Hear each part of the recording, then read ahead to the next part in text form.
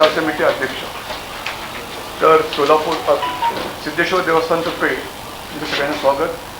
आपली जी यात्रा असते ती जरी जानेवारी असली तर त्याची सगळं नियोजन नोव्हेंबरमध्ये सुरू होतं आणि त्या निर्णय कमिटी असतात. त्या कमिटीचं काम नोव्हेंबरपासूनच सुरू झालेलं असतं. तर आता मुख्यतः म्हणजे आता जे धार्मिक विधी होणार आहेत आणि जे कार्यक्रम होणार आहेत त्यासाठी आपली पत्रकार परिषद बोलवली. कारण आपण गेल्या महिन्यामध्येच कृषी प्रदर्शन केलेलं आहे, ते यशस्वी करून दाखवलेलं आहे. तर मी आमच्या अध्यक्षांना विनंती करतो की त्यांनी आपल्याला आता 12 तारखेपासून जे आपले कार्यक्रम होणार आहेत, धार्मिक कार्यक्रम आणि इतर कार्यक्रम, त्याची माहिती द्यावी.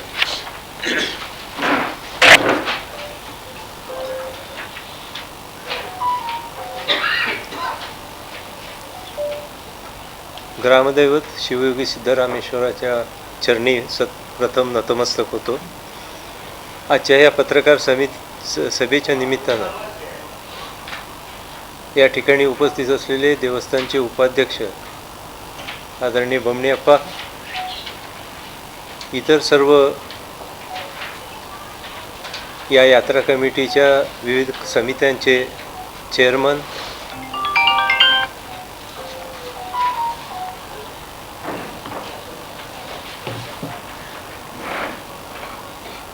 त्याचप्रमाणे देवस्थानचे या ठिकाणी उपस्थित असलेले सर्व सन्माननीय विश्वस्त, या ठिकाणी या पत्रकार परिषदेच्या निमित्तानं उपस्थित असलेले शहरातील सर्व वृत्तपत्र, इलेक्ट्रॉनिक मीडिया आणि इतर प्रसारमाध्यमाचे सर्व उपस्थित प्रतिनिधी, आपल्या सर्वांचं मी या ठिकाणी या पत्रकार परिषदेनिमित्त देवस्थानच्या वतीनं मनपूर्वक स्वागत करतो. आत्ता सांगितल्याप्रमाणे दरवर्षी होणारी ह्या जत्रा आपल्याला काही नवीन नाही आहे आणि त्यामुळे वेगळं काही फार सांगण्याच्या पेक्षा यावर्षी ही तारखा 12 तारखेला आपल्याला या यात्रेची सुरुवात होईल येंडी मजीने. 13 तारखेला दुपारी 1 वाजता अक्षता, 14 तारखेला होम हवन आणि 15 तारखेला त्या ठिकाणी दारू म्हणजे शोभेचं दारूकाम आणि त्याचबरोबर एक सोलापुरात प्रथमच आपण ड्रोन शो हा या निमित्तानं दाखवणार आहोत. तर असा हा 4 दिवसाचा कार्यक्रम आहे. जवळजवळ यात्रेची दरवर्षीप्रमाणे आमच्या विविध अशा समित्यांचे अध्यक्ष आणि त्या कमिट्यांनी मिळून सगळ्या तयारी केलेल्या आहेत. मी या निमित्तानं जी तयारी झाली ते आत्ता सगळे हजर नाही आहेत अध्यक्ष किंवा सर्व कमिटीचे चेअरमन. ज्या कमिटीचे चेअरमन या ठिकाणी हजर आहेत त्यांनी त्यांच्या तयारीची माहिती थोडक्यात पत्रकारांना सांगावी आणि मग मी बाकीच्या गोष्टी बोलतो.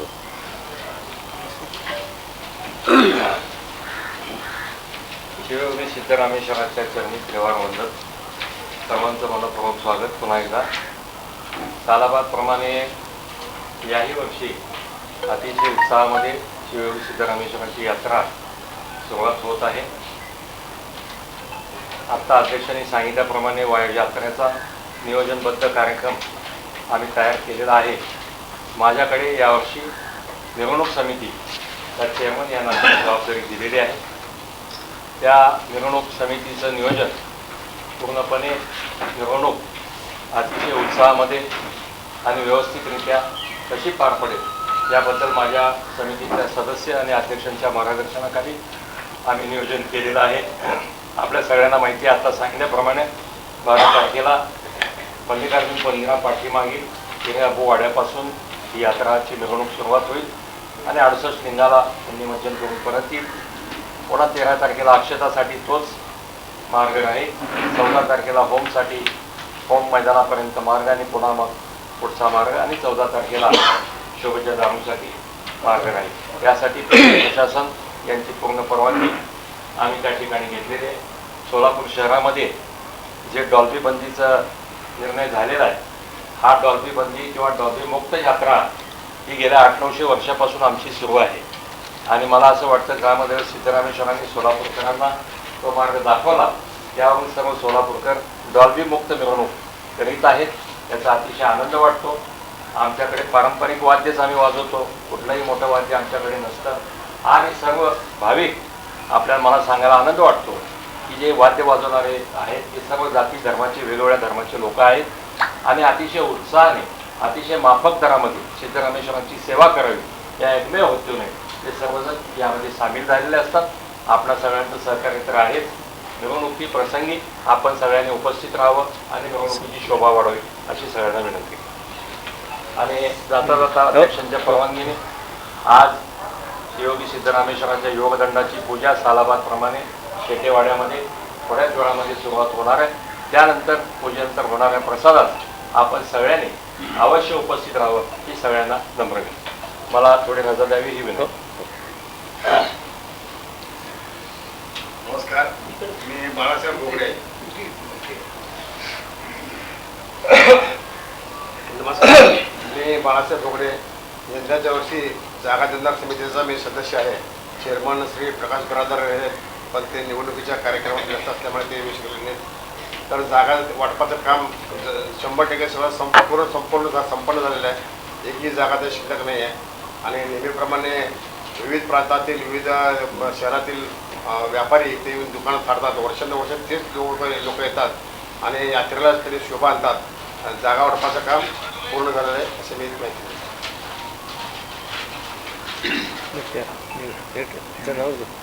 जनावर बाजार. नमस्कार सगळ्यांना. ग्रामसिद्धीवर नमस्कार करून सगळ्यांना पत्रकारांना एवढं सांगायचं की यावेळेला जनावरांचा बाजार दंशेशा AG पाट्याच्या जवळ असलेल्या समजा 20 एकरमध्ये भरत आहे. गेल्या वर्षी तिथंच भरलेलं होतं. ज्याप्रमाणे सगळ्या सोयी केली, पाण्याची सोय, लाईट सोय, सगळ्या जनावरांना काय पाहिजे त्या पद्धतीने तिथे आम्ही सोय केलेली आहे. तरी देखील पत्रकारांनी एकदा व्हिजिट देऊन त्या जागेची पाहणी करून आमच्याबद्दल जे माहिती द्यायची असेल पत्रकारांनी सगळ्यांनी आपल्या पत्रकारात द्यावी. गेल्या मंगळवारी चालू केलं आहे. गेल्या मंगळवारी सुरू केलं. गेल्या 2 मंगळवार झाले. आता 30 आणि परवा मंगळवारी असं 2 बाजार तिथं भरवलेलं आहे. आता उद्याचं 10 तारखेपासून 11 पर्यंत आता 22 तारखेपर्यंत म्हणजे शेवटचा मंगळवारी असतो आपला जनावर बाजार तिथं भरलेला 10 ते 12 रेग्युलर चालू आहे. चालू आहे. 12 तारखेपासून ते 20 तारखेपर्यंत ज्वारीची भाकरी, बाजरीची भाकरी आणि शेंगाची पोळी आणि गरगट्टा हे व्यवस्था मी 20 तारखेपर्यंत केलेलं आहे. तरी सर्वांनी येऊन प्रसाद घ्यावा अशी माझी विनंती आहे सर्वांना. आणि यात्री निवासमध्ये यात्री लोकांसाठी व्यवस्था केलेली आहे. चांगल्या प्रकारे व्यवस्था केलेली आहे. रोज किती लोकांना आपण जेवण रोज किती लोकांचं नियोजन आहे म्हणलं रोज? ते आता 5,000पर्यंत आम्ही त्याचं करून टाकतो, पण जास्त पण होईल सकाळ संध्याकाळी दोन्ही वेळेला आम्ही व्यवस्था केलेली आहे. त्यांना कोणाला कमी पडू देणार नाही तिथे. कमी पडून देणार नाही एवढी व्यवस्था केली. हां सांगत आहे की. नमस्कार, मी डॉक्टर राजेंद्र फुले. माझ्याकडे यावेळी जबाबदारी शोभेच्या दारुकामाचे सदस्य म्हणून आहे. चेअरमन ॲडव्होकेट विश्वनाथ काळंगे काही कामानिमित्त व्यस्त आहेत, शकले नाही. तर या दरवर्षीप्रमाणे 15 जानेवारीला संध्याकाळी 8 ते 10पर्यंत आपण हे शोभेच्या दारुकामाचं काम आपण केलेलं हो मैदानावरती व्यवस्था. त्यावरती अट्रॅक्शन म्हणजे ड्रोन लाईट शो एक वेगळी संकल्पना आपण यावर्षी जत्रेमध्ये हे करतो, जेणेकरून सिद्धरामेश्वरांच्या जीवनचरित्राचं त्यामध्ये माहिती जास्तीत जास्त लोकांना त्या ठिकाणी होणार आहे. तर ती नवीन संकल्पना आपण करतो. बाकी परंपरेप्रमाणे जी काही दारुकामाची व्यवस्था आहे ती होणारच आहे. तर आपण सगळेजण याच्या कार्यक्रमातून तसेच राहावं किंवा त्याची प्रसिद्धी द्यावी अशी विनंती आहे. त्याचबरोबर मिरवणुकीच्या म्हटलं तर आपण एक आपल्या हॉस्पिटलचे ॲम्ब्युलन्स पण व्यवस्था तिथं ठेवलेली आहे. मदत कक्ष 2 ठिकाणी आहे, देवळामध्ये पण आहे आणि आपल्या कमिटीचं पण मदत कक्ष आपण ठेवलेलं आहे. तेवढी माहिती. धन्यवाद. बहुतेक सर्व समित्यांचं सांगितलं गेलं आहे. एक दोन समित्या तेवढ्या राहिल्यात, काही त्या हे नव्हत्या. परंतु यावर्षीचे सिद्धेश्वर यात्रा मध्यवर्ती समितीचे अध्यक्ष महादेव चाकोते हे या सभेला येऊ शकले नाहीत. तर त्यांचा उल्लेख त्या ठिकाणी आपण करावा की ते प्रमुख यात्रा समितीचे चेअरमन आहेत. त्याचबरोबर आत्तापर्यंत जे काही आपण 12 ते 15 या काळात जे काही धार्मिक विधी होणार आहे ते प्रतिवर्षाप्रमाणे असल्यामुळे त्याचीही प्रेस नोट यासोबत जोडलेली आहे. आपल्याला काही शंका असेल तर त्याबद्दल आपण विचारावं. आत्ता सांगितलं तसं ह्यावेळेसचं थोडं विशेष आकर्षण हे ड्रोन शोचं राहील. हैदराबादातल्या एका कंपनीच्या माध्यमातून 300 ड्रोनचं अतिशय विलोभनीय असं पद्धतीचं सिद्धरामेश्वराच्या चरित्रावरतीच त्यांच्या ज्या घटना आहेत त्या घटनेचा शो आकाशामध्ये ड्रोनच्या लाईटच्या माध्यमातून त्या ठिकाणी दाखवलं जाईल. तर त्याच्याबद्दल एक चांगली प्रसिद्धी आपण सगळ्यांनी द्यावी, जी सोलापूरकरांना नक्कीच ती भावेल अशा पद्धतीचा हा शो राहील. तशाच पद्धतीनं आधी सांगितलं तसं कृषी प्रदर्शनाचं माझे सहकारी श्री गुरु माळगे आणि आमच्या सर्व सहकाऱ्यांच्या माध्यमातून जे मोठ्या स्वरूपात आपण गेले 7-8 वर्ष करतो आहे ते अति ह्या वर्षी आपणही सर्वांनी त्याला चांगली प्रसिद्धी दिली आणि मदत केली. त्या माध्यमातून कृषी प्रदर्शन प्रत्येक वर्षी त्याहून जास्तीत जास्त अशा पद्धतीनं यशस्वी होत चाललेलं आहे. त्यात सुधारणाही मोठ्या प्रमाणात होत आहेत आणि लोकांचं ॲप्रिसिएशनही जवळजवळ यावर्षी 1 लाख लोक त्या प्रदर्शनाला भेट देऊन गेलेले आहेत. असं अतिशय चांगला आहे. तो उपक्रमाला आपण नेहमीच प्रमाणे आपण साथ द्यावी अशा पद्धतीची एक अपेक्षा व्यक्त करतो. आत्ताच कोणापर्यंत सांगितल्याप्रमाणे पशु प्रदर्शन आणि विक्री हे पारंपरिक अशा पद्धतीनं अतिशय जुनं सिद्धेश्वर देवस्थान करतं आहे. गुरांची संख्या कमी झाली आहे तरी परंतु जे शौकीन आहेत त्यांनी कृषी प्रदर्शनामध्ये पण त्या ठिकाणी आणून त्याचे चांगल्या जनावरांचं प्रदर्शन केलं आहे. परंतु हा जनावरांचा जो बाजार आहे ती एक आपली वेगळी यात्रेची ओळख आहे. त्याला जागेचं रेवणसिद्धेश्वर जागा आपल्याला अडचणीचं होत असल्यामुळं त्या ठिकाणी आपण सिद्धेश्वर देवस्थानचीच A.G. पाटील कॉलेजच्या बाजूला जे काही देवस्थानची 20 एकरची जागा आहे जिथं गेल्या वर्षी आपण भरवलं होतं त्याच ठिकाणी या सर्व सोयी करून आपण पशुच्या त्या ठिकाणचं बाजार त्या ठिकाणी भरवतो आहे. तशाच पद्धतीने यावर्षीचं अजून एक वैशिष्ट्य म्हणजे काही काळापासून आपण त्या दिनदर्शिका जी करत होतो ती दिनदर्शिका छापायचं आपण सध्या थांबवलेलं होतं. यावर्षी पुन्हा एकदा अतिशय आकर्षक अशा पद्धतीनं सिद्धेश्वर मंदिराच्या परिसरातील यात्रेतील सिद्धेश्वर महाराजांचे ज्यामध्ये हे फोटो असतील अशा पद्धतीचे एक सुरेख कॅलेंडर आज त्या ठिकाणी प्रकाशित होईल आणि भक्तांसाठी ते उद्यापासून उपलब्ध होईल. अतिशय माफक अशी त्याची किंमत ठेवलेली आहे. 70 रुपयाचे कॅलेंडर आहे ते 50 रुपयामध्ये आपण सगळ्यांना उपलब्ध करून देतो आहोत. अशा पद्धतीनं त्यामध्ये वैशिष्ट्यपूर्ण असं प्रत्येक दिनदर्शिकेमध्ये जशा पद्धतीनं त्या दिवसाचं महत्त्व त्या दिवसाचे काही घटना असतील त्या नोंद तर केलेल्याच आहेत. परंतु 12च्या पानावरती त्या ठिकाणी सिद्धरामेश्वराचे एक वचनं घेऊन त्याचा संपूर्ण निरूपण त्या माध्यमातून त्या ठिकाणी भावार्थ त्या ठिकाणी सांगितलेला गेलेला आहे आणि अतिशय सुंदर असं हे कॅलेंडर या यात्रेच्या निमित्तानं आपण भक्तांसमोर ठेवत आहोत. त्याचं नक्कीच आपण सर्वजणही स्वागत कराल. असं या ठिकाणी आपण लेडीज पॉलिटेक्निक आणि लेडीज इंजिनिअरिंग कॉलेज सुरू केलं आणि त्यांची गरज लक्षात घेऊन लेडीज हॉस्टेल बांधलं. सुरुवातीला 200-250 मुली त्या ठिकाणी राहायचे पण ती वाढत संख्या ह्यावर्षी 750च्या वर गेलेली आहे आणि 2 हॉस्टेल्स त्या ठिकाणी आपण त्या ठिकाणी केलेले आहेत. तर ज्या जागेत केले तिथं त्या गुरुदेवी माता शिवशरणी गुरुदेवी माता यांचं समाधीस्थळ होतं. त्या ठिकाणी ते बांधत असताना थोडा काही तो बदल करावा लागला. ती समाधी आज डेव्हलप केलेली आहे आणि त्या ठिकाणी त्यांच्याच नावाने एक महिला वृद्धाश्रम जे मागं चालवलं जात होतं ते देवस्थानच्या माध्यमातून ह्यावर्षी पुन्हा सुरू केलं. लहान प्रमाणात चालू करतो आहे परंतु पुढच्या काळामध्ये जशी त्याला डिमांड येईल तशा पद्धतीनं ते मोठं करत त्या ठिकाणी चालतो आणि त्याचं नामकरणही शिवशरणी गुरुदेवी महिला वृद्धाश्रम अशा पद्धतीनं त्या ठिकाणी केलेलं आहे. त्यांचे सर्व सोयी ते राहण्याची सोयी त्यांच्या जेवणाची सोय आणि त्यांचे हे काय म्हणता तुम्ही त्यांना जी सेवा लागते त्या राहणाऱ्या लोकांना ती सगळी त्या ठिकाणी देवस्थानच्या माध्यमातून उपलब्ध करणार आहे. त्यामध्ये जर त्यांना कोणाला इच्छा असेल त्यांच्या पद्धतीने येणार असेल तर त्याची नियमावली त्या हॉस्टेलच्या रेक्टरकडे आहे आणि त्यांच्या माध्यमातून त्या ठिकाणी आपल्याला त्यांना प्रवेश देता येईल. तशाच पद्धतीनं ज्या 2 जे लेडीज हॉस्टेल बांधले गेले आहेत अतिशय चांगल्या अशा पद्धतीनं तर शिवशरणी रुद्रांबिका मुलींचे वसतिगृह अशा पद्धतीचं नामकरण केलं आहे आणि मागं जिथं जेंट्स हॉस्टेल होतं त्या ठिकाणच्या ह्याला शिवशरणी बसवांबिका मुलींचे वसतिगृह अशा पद्धतीनं त्या ठिकाणी त्याचं नामकरण केलेलं आहे। याबरोबरच संस्कृत पाठशाला किंवा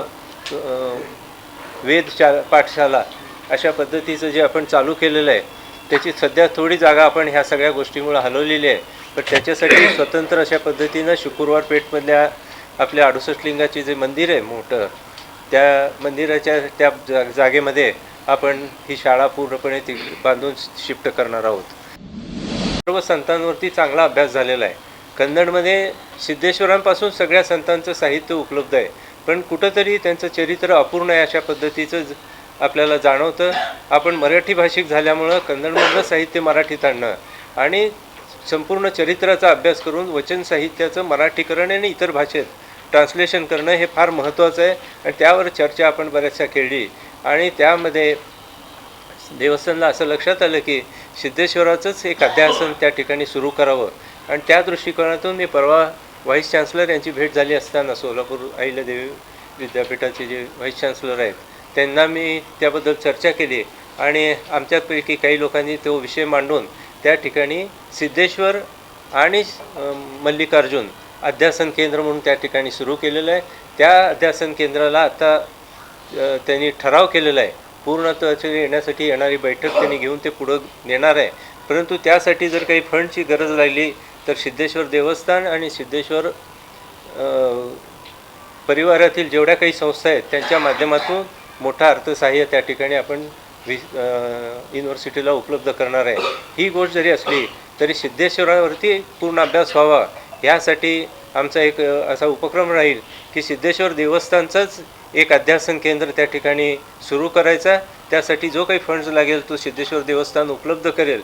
जे अभ्यासक आहेत त्यांनी इथं देवळात येऊन अभ्यास करावा, ज्या ज्या ठिकाणी कुठं जाऊन त्या ठिकाणचा अभ्यास करून जर त्यांना त्यावरती लिखाण करायचं असेल तर त्याला पूर्ण सहकार्य करायची भूमिका देवस्थानची राहील। आणि त्याच्यातली पहिली पायरी म्हणून आज आपण या ठिकाणी सिद्धेश्वर आध्यात्मिक ग्रंथालय म्हणून त्या ठिकाणी प्रसाद वाटपचे जे केंद्र आहे आपलं त्या बाजूला त्या ठिकाणी एक लायब्ररी सुरू करतो आहे आणि त्याचा पण या निमित्ताने अतिशय चांगला उपयोग म्हणजे त्या आध्यात्मिक याच्यामध्ये कानडी मराठी इतर भाषेतील जे ग्रंथ आहेत जे उपलब्ध आहेत ते ठेवण्यात आलेले आहेत। जवळजवळ आज 70-80 हजार रुपयाचे गुंतवणूक नवीन पुस्तकं घेणे आणि ज्यांच्याकडे जुने होते ते आणून त्या लायब्ररीमध्ये आपण ठेवलेले आहेत।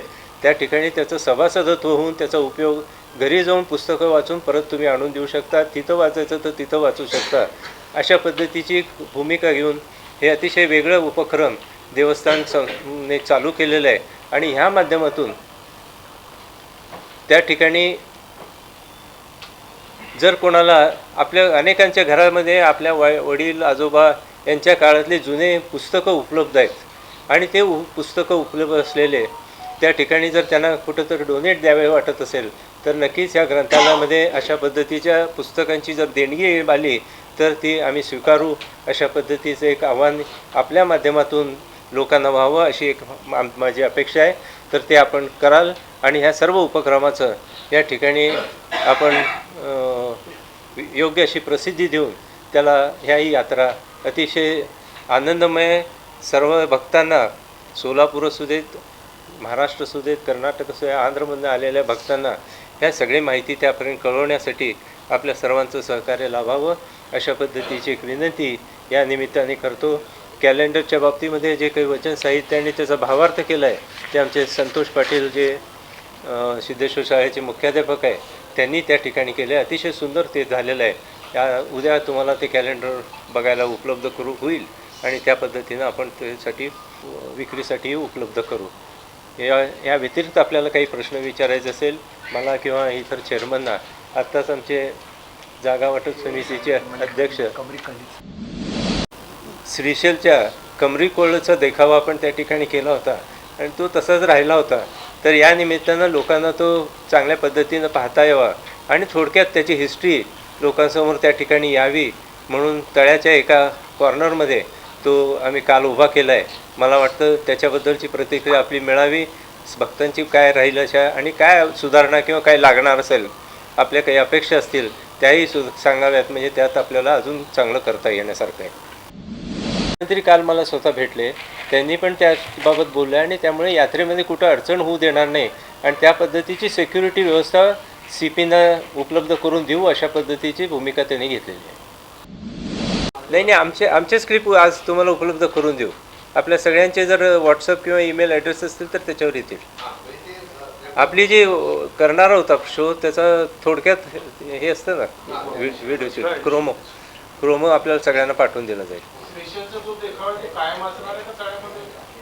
हां कायमच राहणार आहे. करूया. कळेल. ठीक.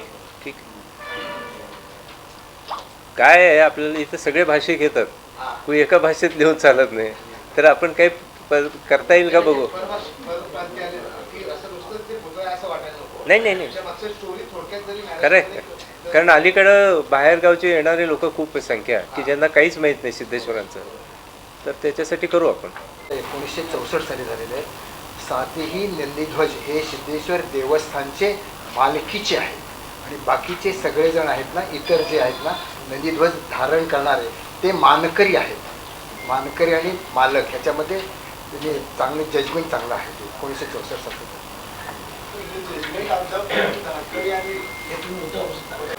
नंदीध्वजाचा 4 दिवसाचा हे असतो आणि त्यांनी परंपरेने सगळे मानकरी लोक आपापल्या जबाबदारीने काम पार पडतात. त्यामुळे आम्ही वादामध्ये जास्त पडत नाही. आता 6वी आणि 7वी काठीचं ते चाललेलं आहे, कोर्टात चाललेलं आहे. आम्ही त्या बनसोडे परिवाराला एकत्रित यावं आणि तुम्ही बसा, काय तुमच्यामध्ये जर सलोखा झाला तर आम्ही त्याला परवानगी देतो म्हणून आम्ही, आणि स्वतः जज साहेब सुद्धा आम्हाला विचारणा केलेली आहे की त्या बाबतीत काय तुम्हाला हे, तर त्यांच्यात एकोपा झाला तर आमचं काही वाद नाही म्हणून आम्ही त्यांना कळवलेलं आहे. परंतु ते अजून पेंडिंगमध्येच आहे.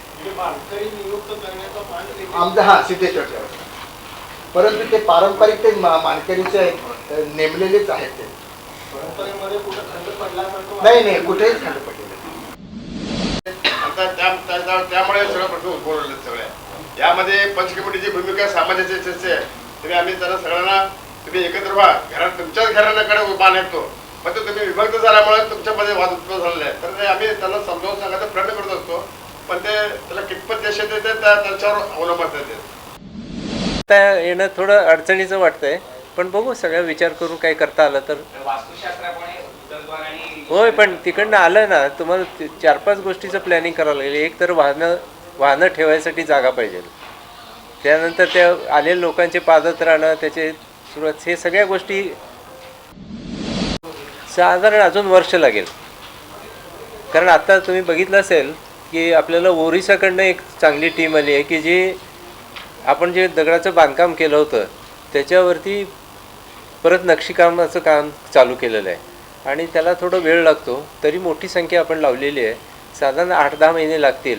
आणि दुसरा एक विचार असा आहे की त्याच दगडाच्या नक्षीकामामध्ये वरती सिद्धेश्वराचं चरित्र दगडीचे कामामध्येच करायचं आहे आणि आपल्याला ते चांगले आर्टिस्ट मिळाल्यामुळं आपल्याला ते करणं आणि दिसायलाही सुबक अशा पद्धतीने आहे. कोणाला बघितले असतील आपल्यापैकी बहुतेकांनी, ज्यांनी बघितलं नसेल त्यांनी तो कॉर्नर बघावा की ज्याच्यामध्ये आता नुसतं जेवढं बांधकाम झालं आहे त्याच्यावरती आपण काम केलेलं आहे, त्याच्या वरच्या भागात तर चरित्राचा भाग आपण करणार आहोत. नाही आहे, बरंच डेव्हलपमेंटमध्ये बरेचसे कामं आहेत.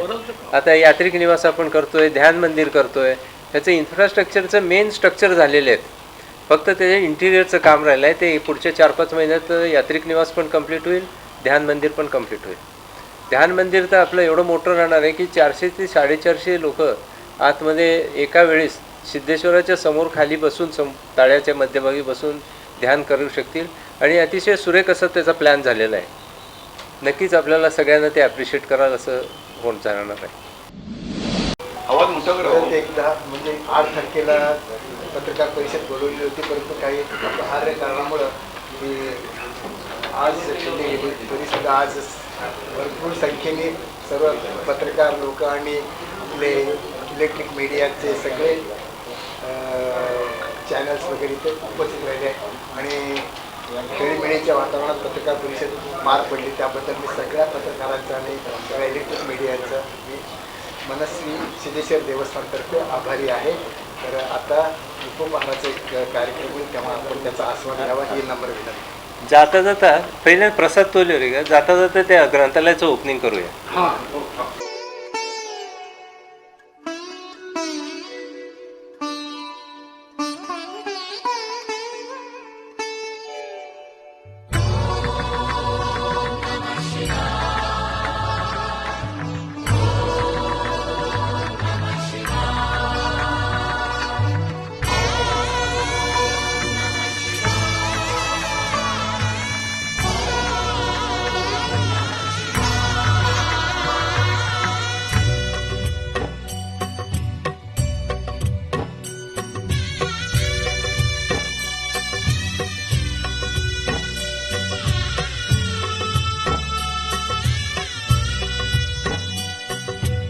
ॐ सुन्दरम् ओंकार